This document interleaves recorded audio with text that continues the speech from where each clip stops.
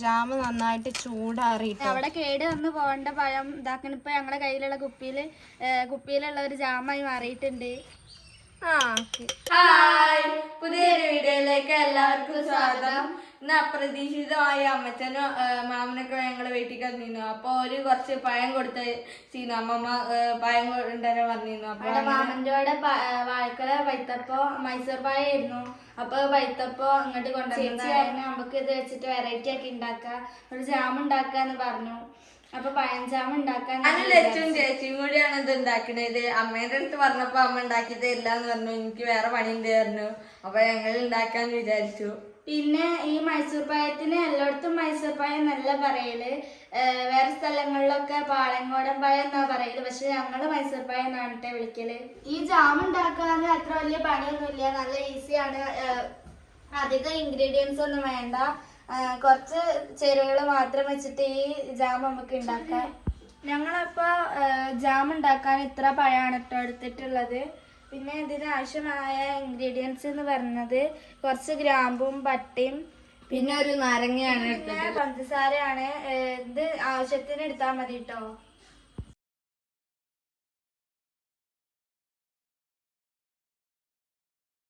അപ്പൊ ആദ്യം നമുക്ക് ഈ പഴം അരിഞ്ഞെടുക്കാം കേട്ടോ. ഇത് നല്ല ചെറുതാക്കി അരിയൊന്നും വേണ്ട, എന്താ വെച്ചത് കുക്കറിലിട്ടൊന്ന് വേവിച്ചെടുക്കാനുള്ളതാണ്. അപ്പൊ എല്ലാം നമുക്കൊന്ന് അരിഞ്ഞെടുക്കേ.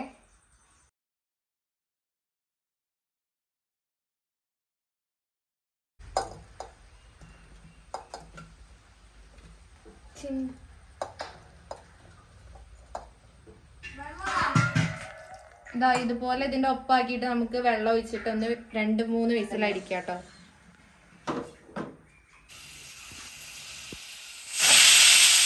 കുക്കറിൽ 3 വിസിലടിച്ചെടുത്തിട്ടുണ്ട്. ഇതാ ഈ പരുവത്തിലാട്ടോ കിട്ടിയത്. പഴം ഒന്ന് ജസ്റ്റ് ഒന്നും കൂടെ നമുക്ക് ഉടച്ചു കൊടുക്കുക. എന്താ വെച്ചാൽ ഇതിന്റെ വെള്ളമാണ് നമ്മൾ എടുക്കുക. ഈ പഴം ഇതൊന്ന് ഒഴിവാക്കും കേട്ടോ. ഇനി ഇത് അരിച്ചെടുത്തിട്ട് ഇതിന്റെ വെള്ളം വെച്ചിട്ടാണ് നമ്മൾ ജാം ഉണ്ടാക്കാൻ പോണത്. ഞങ്ങൾ ആദ്യമായിട്ടാട്ടോ ജാം ഉണ്ടാക്കണം. അപ്പൊ എത്രത്തോളം നന്നാവുന്നു, പഴം കൊണ്ട് ജാം ആദ്യമായിട്ടാണ്. അപ്പൊ എത്രത്തോളം നന്നാവുന്ന് ഞങ്ങൾക്ക് അറിയില്ല. ഉണ്ടാക്കി പൈനാപ്പിൾ കൊണ്ട് പൈനാപ്പിൾ കൊണ്ട് നമ്മൾ ഉണ്ടാക്കണ്ടായിരുന്നു. അത് ഞങ്ങൾ കുറെ ആയിട്ട് ഉണ്ടാക്കിട്ടോ, പൈനാപ്പിൾ വെച്ചിട്ട്. വീട്ടില് പൈനാപ്പിൾ ഉണ്ടാവുമ്പോ ഞങ്ങള് ഉണ്ടാക്കലുണ്ട്. അങ്ങനെ ഉണ്ടാക്കിയിരുന്നു. അരിപ്പുണ്ടാവും ഇവിടെ. അപ്പൊ നീ ഇതിക്ക് നമുക്ക് അരിച്ചെടുക്കാം ഗൈസ്.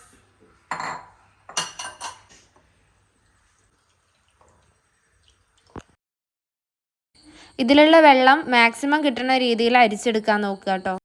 ഇത് മൊത്തം നമുക്ക് അരിച്ചെടുക്കാം. അപ്പൊ ഗൈസ് ഞങ്ങൾ ഫുള്ള് അരിച്ചെടുത്തിട്ടുണ്ട്. ഇനി നമുക്കിത് കുറുക്കിയെടുക്കാം കേട്ടോ. ഫുൾ ഫ്ലെയിമിൽ ഇട്ടിട്ട് തന്നെയാണ് ഇത് കുറുക്കി എടുക്കണത്.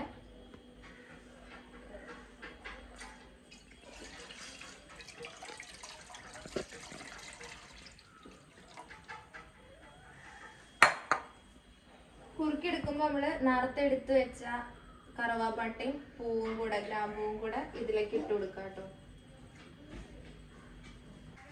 വെള്ളം പോലെ ആയിട്ടുണ്ട്. ഇത് എപ്പോഴും ഒന്ന് ഇളക്കണ്ട കേട്ടോ, ഇടയ്ക്കിടയ്ക്ക് ഒന്ന് ഇളക്കി കൊടുത്താൽ മതി. ഇതാണ് ഇതൊന്ന് വരുന്നത്. നമ്മളെ ആവശ്യത്തിന് വേണ്ടിയിട്ട് എത്രയാണോ മധുരം വേണ്ടേ അത്രയും പഞ്ചസാര ഇടാം കേട്ടോ. കളറൊന്നും മാറി, പാൽ കളർ കുറച്ചിട്ടുണ്ട്. ഞാൻ ആക്കും. നല്ല മധുരമാണ് സച്ചു. അതൊക്കെ വേണ്ട.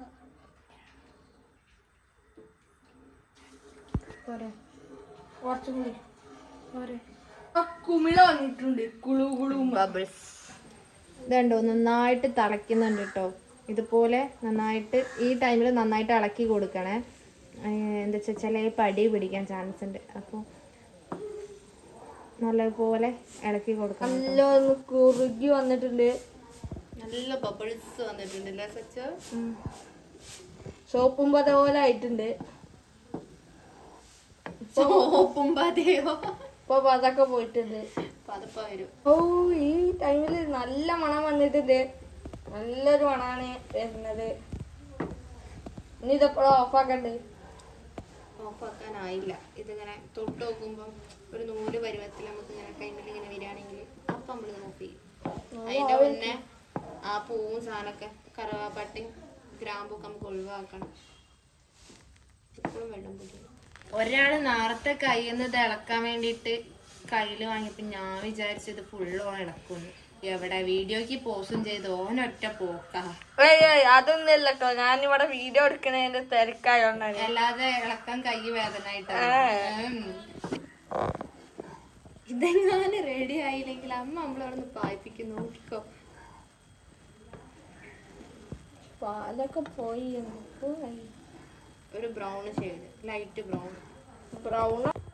ഇനി ഇതിൽ ആ പട്ടിയും ഗ്രാമ്പും ഒക്കെ നമുക്ക് എന്ത് ചെയ്യാം, ഒന്ന് മാറ്റാട്ടോ.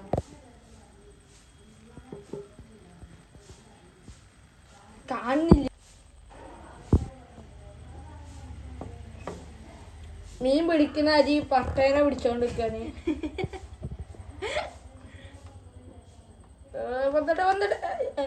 ചാടി മീൻ.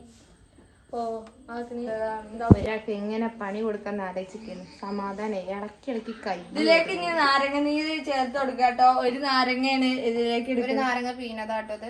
അതിന്റെ ഫുൾ നീരുണ്ട്. ഒഴിക്കിടോ. ഒഴിച്ചിട്ടുണ്ട്. ഇനി എന്താവുന്ന് കണ്ടാറ്.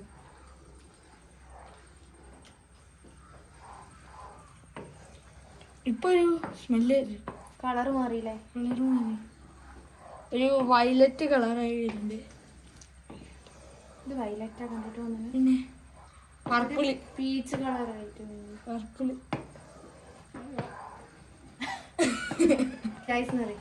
നന്നായിട്ട് ബബിൾസ് വരുന്നുണ്ട് ഗൈസ്. ഒരു അപ്പൊ ഏകദേശം നമ്മളിത് റെഡി ആയിക്കൊണ്ടിരിക്കുകയാണ്.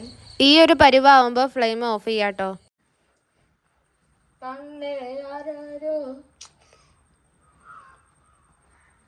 ഇതാ ഇതുപോലെ ആയിട്ടുണ്ടെങ്കിൽ നമ്മളെ സാധനം റെഡിയാണ്.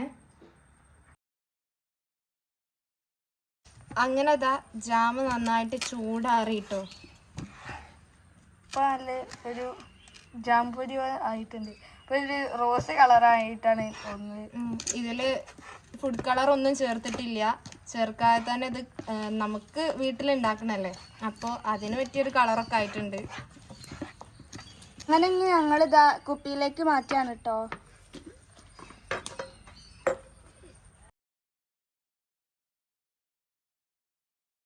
അപ്പൊ ഇതാ ജാമ ഇവിടെ സെറ്റ് ആയിട്ടുണ്ട്. ഇതൊരു 10ഓളം പഴം വെച്ചിട്ടാണ് ഞങ്ങൾ ഉണ്ടാക്കിയത്. പിന്നെ കടയിൽ നിന്ന് വാങ്ങണ അത്രത്തോളം നമുക്കിത് കിട്ടിയിട്ടുണ്ട്. എന്തായാലും വീട്ടിൽ നിന്ന് തന്നെ ഞങ്ങൾ ഈ പഴം വെച്ചിട്ട് ഇങ്ങനെ ഒരു ജാമ ഉണ്ടാക്കി. ഞങ്ങൾ വിചാരിച്ചത് ഇതിൽ കളറൊന്നും വരില്ല എന്നാണ്. പക്ഷെ നല്ലൊരു പിങ്ക് കളറാണ് ഇത് കിട്ടിയിട്ടുള്ളത്. എന്താ ഇവിടെ ഈ ഡ്രസ്സിന്റെ അതേ കളറായിട്ടുണ്ട്. അതേ കളറൊന്നുമില്ല. പിന്നെ ഞങ്ങൾക്കിപ്പോൾ കളറുമായി ജാമുമായി. പഴത്തിന്റെ ജാമാണ്. ആ ഒരു ടേസ്റ്റ് ഇതിന് അനുഭവപ്പെടില്ല. വേറൊരു ടേസ്റ്റാണ് ഉണ്ടാവുക. നല്ല എല്ലാരും ഇതൊന്ന് ട്രൈ ചെയ്തോ. ഞങ്ങൾ എന്തായാലും പഴം കൊണ്ട് ആദ്യമായിട്ട് ഉണ്ടാക്കിയ ജാമാണ്. അവിടെ കേട് വന്ന് പോകേണ്ട പഴം ഇതാക്കണം. ഇപ്പൊ ഞങ്ങളുടെ കയ്യിലുള്ള കുപ്പിയിലുള്ള ഒരു ജാമായി മാറിയിട്ടുണ്ട്. പഴത്തിന്റെ ടേസ്റ്റ് അല്ല, നമ്മൾ വിചാരിക്കും ഇത് പഴമല്ലേ അപ്പോൾ ടേസ്റ്റ് ഉണ്ടാവില്ല, പഴത്തിന്റെ ടേസ്റ്റ് ആവുമെന്ന്. പക്ഷെ ഇത് പഴത്തിന്റെ ടേസ്റ്റ് അല്ല, വേറൊരു ടേസ്റ്റ് ആണ്. പിന്നെ ഞങ്ങൾ ആദ്യമായിട്ടാണ് കേട്ടോ ഇത് ഉണ്ടാക്കണത്. അപ്പൊ എല്ലാരും ഒന്ന് ട്രൈ ചെയ്ത് നോക്കുക.